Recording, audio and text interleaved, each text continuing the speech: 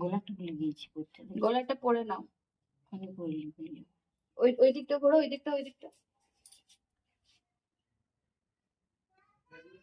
কাপড় বেরিয়ে আছে দুটো।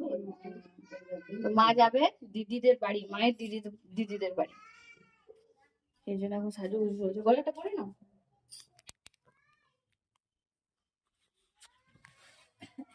মা এখন এই যে গলা বের করছে। এই দেখো আমাদের শিব ঠাকুর, এই শিব ঠাকুরটার বয়স 2.5 বছর হতে গেল।